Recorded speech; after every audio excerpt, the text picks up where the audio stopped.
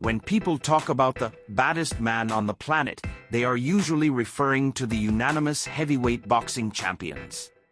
However, in recent years, the term has been used to describe UFC heavyweights as well.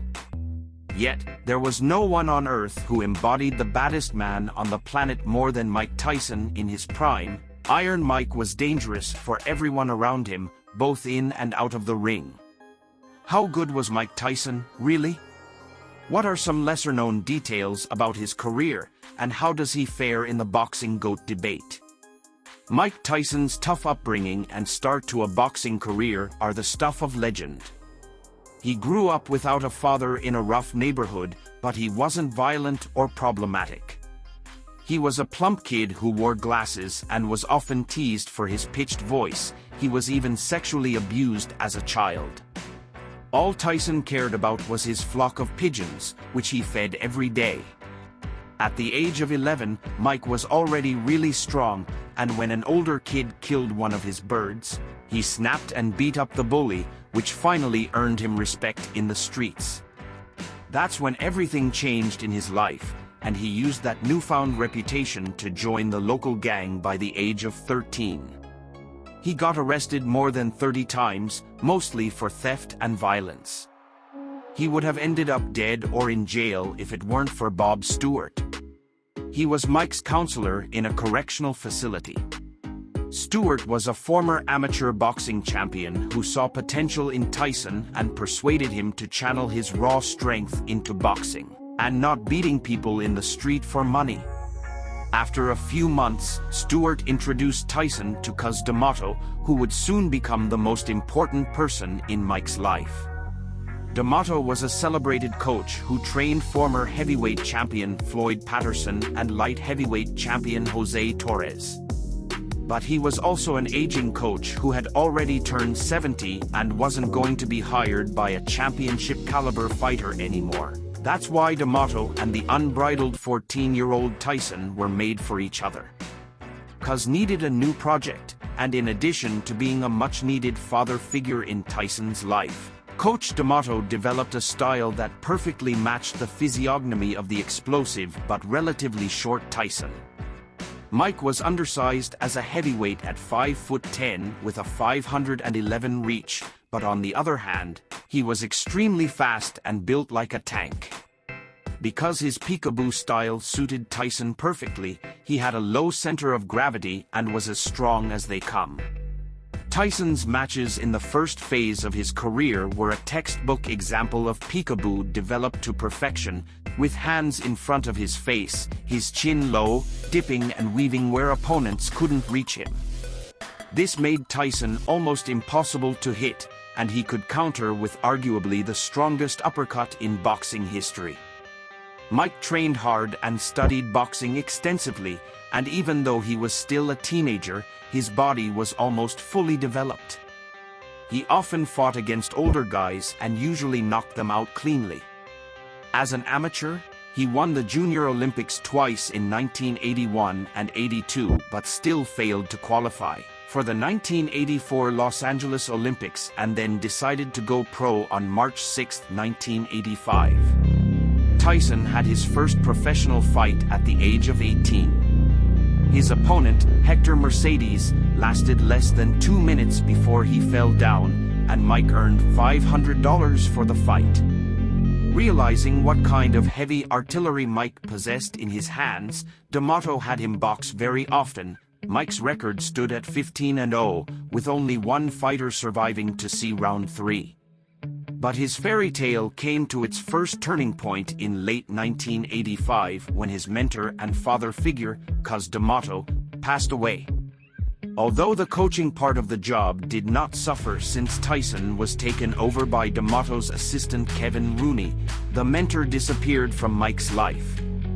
Many people, including Tyson himself, consider this a crucial moment in his career and life. Mike said, "When Cus died, I was left without direction. After that, my real problems started." He had a meteoric rise and already had 27 fights before he got his title shot, in less than 2 years since his pro debut. Only on 2 occasions did his opponents survive to see the end of the last round, but they were completely beaten up as a result. On November 22, 1986, at the age of 20, Tyson became the world's youngest heavyweight boxing champion by defeating Trevor Berbick. The fight lasted just 5 minutes and 35 seconds, during which Berbick was knocked to the floor 3 times. With his victory, Tyson delighted the public, and journalists did not waste time comparing him with the greatest champions in the history of the heavyweight category. Buster Douglas, a 42-1 underdog, pulled off one of the biggest upsets in sports history when he defeated Mike Tyson to become the undisputed heavyweight champion of the world in 1990. Prior to the fight, Tyson was 15 pounds overweight, out of shape, and out of focus, as he continued with his drunken orgies and did not take Douglas seriously. The general public shared this perception and believed they were going to see another quick beating. However, Douglas controlled the fight with his right jab, and after 5 rounds of right-handed shots, Tyson's face was severely swollen. Tyson's corner was arrogant and came unprepared to help the swelling subside. Tyson's left eye began to close, and he could no longer see Douglas's strongest punches. The boxing saying goes, the most dangerous punches aren't the strongest but the ones you don't see, and Tyson could not see them anymore. All he could do was remove the opponent from the ring with 1 punch, which finally happened at the very end of the 8th round with a desperation uppercut from Tyson. The tape delay showed that Buster spent more than 10 seconds in the knockdown, and Tyson should have won the fight if the count started on time. Despite the long get-up, Douglas seemed ready to continue the match, and his legs were not shaken. A round later, the champion's eye was completely closed, and 2 rounds later, he was trying to find his mouthguard on the canvas. He fell after a series of clean strikes by Douglas, and Tyson's blind stare on his knees is still one of the most mesmerizing scenes in heavyweight boxing. Buster Douglas was the new WBC, WBA, and IBF champion, and after the match, Tyson blamed the referee for counting poorly. However, he later told the real truth: after my career was over, I didn't care anymore. I no longer felt cuss inside me.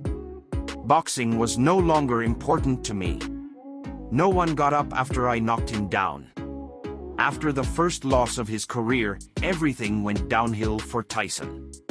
He did win his next 4 fights and looked like he was poised for a shot to regain his titles, but he would be denied by circumstances outside the ring. Tyson was arrested in July 1991 for the alleged rape of 18-year-old Desiree Washington. 6 months later, he was sentenced to 6 years in prison with 4 more on probation.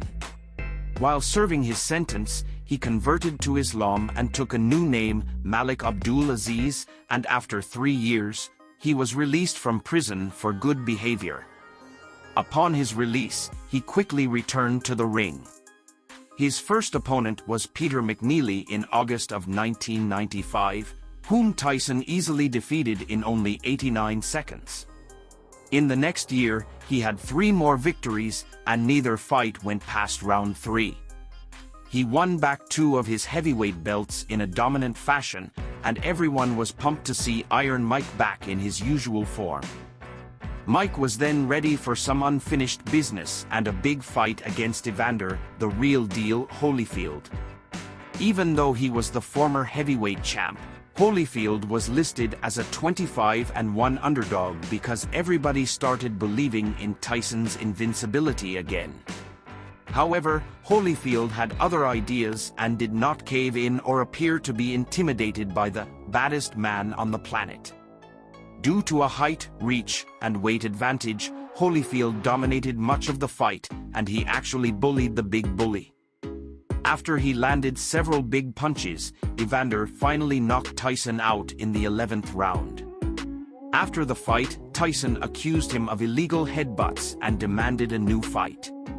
On June 8, 2002, the boxing world watched with bated breath as two heavyweight legends entered the ring for a fight that would determine the unification of all the heavyweight belts once again. In one corner stood the infamous Iron Mike Tyson, once the undisputed champion of the world and widely regarded as one of the most talented heavyweights to ever grace the sport. In the other corner was Lennox Lewis, a British fighter who had already made a name for himself with his impressive record and dominating performances.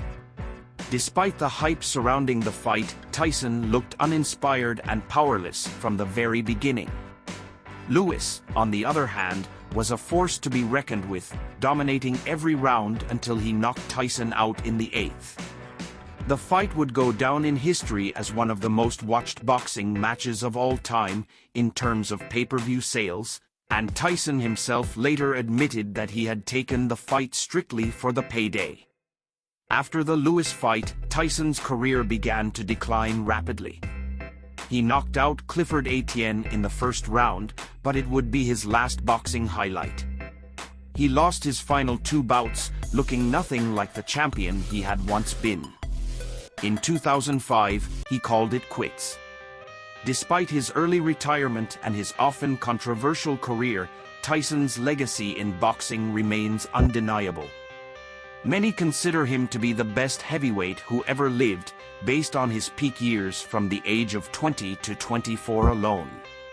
Even today, there is a sense of awe and wonder that surrounds his career, despite all the negative aspects that came with it. For Tyson, the what-if factor will always be present. If he hadn't struggled with substance abuse and mental health issues, if he hadn't gone to jail, he could have potentially dominated heavyweight boxing for another decade. But even with all the bad stuff that accompanied his career, Tyson remains one of the most interesting and charismatic boxing champions of all time, alongside the likes of Muhammad Ali. To those who have watched him fight, Tyson will always be the true baddest man on the planet. His legacy may be complicated, but there is no denying the impact he had on the world of boxing. Make sure to hit the subscribe button.